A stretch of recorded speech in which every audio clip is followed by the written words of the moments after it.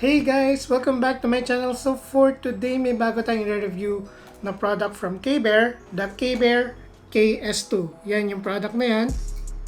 Yan. Thanks to KBEAR for providing this product for a review. So if mahilig kayo sa IEMs or in-ear monitors na ayaw gumastos na malaki, this is around I think 850 to 1,000 pesos lang sa Shopee. Lilink ko na lang sa baba kung interesado kayo bilhin to.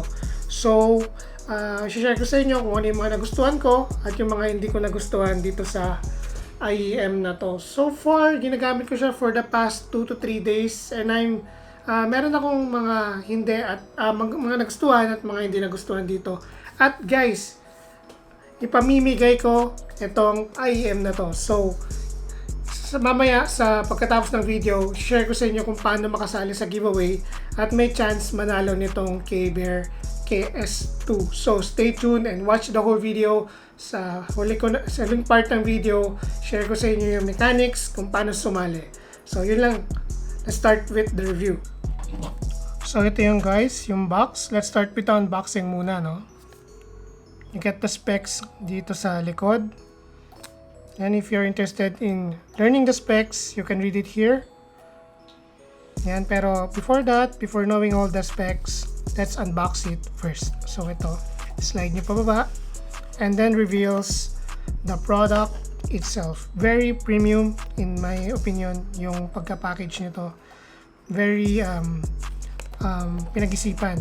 I mean, very simple but you know, a plus factor in my opinion. So yan, lift nyo lang to at ito yung cable nya.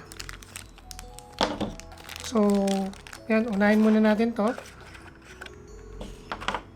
Ito yung monitor itself. So tabi muna natin yan. Tingnan muna natin yung cable. Review natin muna yung cable. So ayan, braided siya. Copper yung kulay. I think copper din yung material na ginamit yung sa loob ng, I think may covering to eh.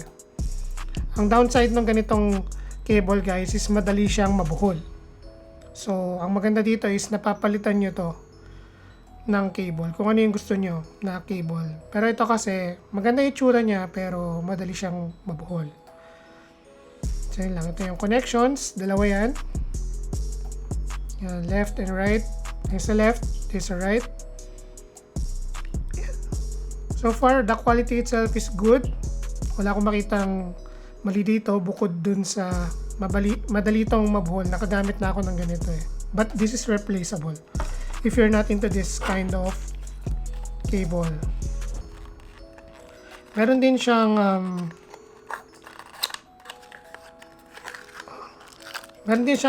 extra tips, small, medium, and large. If ever hindi mag-fit sa inyo yung stock na ano rito, na ear tips, pwede nyo palitan. Nito.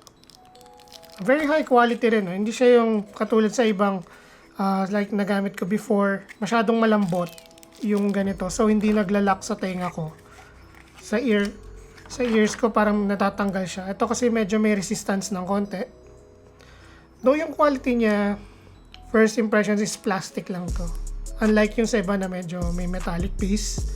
This is yung all around niya is plastic.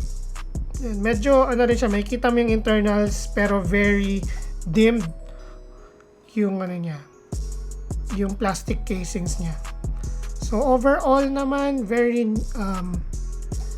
okay naman siya for me, but it's not the best, but for the price itself pwede na to. So this, kakabit na natin. Yan. The Fitment itself is by using it for about 2 days na, very impressed ako, no? Very comfortable, hindi siya nalalaglag.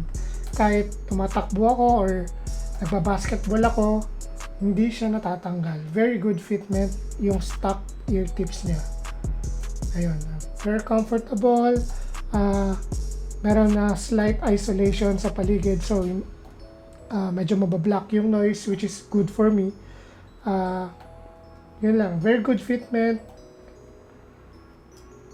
Yun lang, very impressed by it. So guys, no, nagamit ko siya for about 2 to 3 days now, and share ko sa inyo yung sound signature niya. Kung ano yung mga weaknesses at kung ano yung mga strength niya. First, unahin natin yung bass. If mahilig kayo sa bass, meron tong ibibigay sa inyo. May bigat, may punch, at may dating yung bass niya. Hindi siya kinukulang, hindi rin siya nag-overpower. Pero ang downside naman is yung sa mid-range. Yung vocals, pag kumakanta, yung mga instruments, medyo naninipisan ako.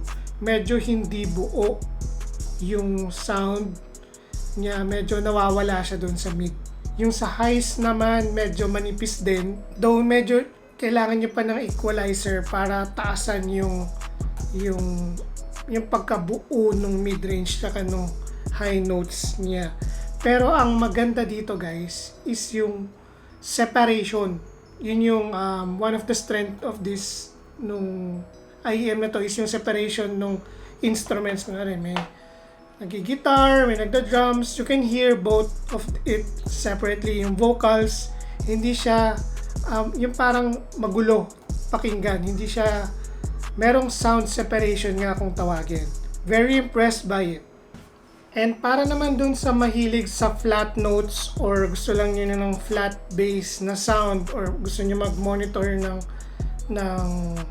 audio or mag-edit ng audio, there are better ones compared to this one. This is more on playing music and media consumption. For editing, I would not recommend it at iba yung ma-recommend ko compared dito. Pero for the price itself, the features and yung mga quality ng sounds niya for 850 to 1,000 pesos, I think this is one also to consider. Yun lang guys. Yun na nga. Mag-proceed tayo sa giveaway. Guys, ipamimigay ko nga to. Ito yung mechanics. You just have to comment down below why do you want to win this IEM. And like this video, at yun, like mo yung video, tapos mag-comment ka sa baba using this hashtag. Yan, ilalagay ko sa screen. And then you comment down below why do you want to win this IEM plus yung hashtag neto. Yun lang guys. Very easy to join and get a chance to win this IEM. I'm very happy with this right now, pero I'm more than happy to give it to one of you guys. Kasi magpa 5,000 subscriber na tayo at meron pa akong mga ipamimigay pag na-reach natin yung 5,000. So ito muna, yung una nating initial giveaway. So yun guys, hopefully may natutunan kayo, and if ever may questions kayo, leave a comment down below. So yun lang guys, don't forget to subscribe and like this video. Thank you guys, and I'll see you on my next video.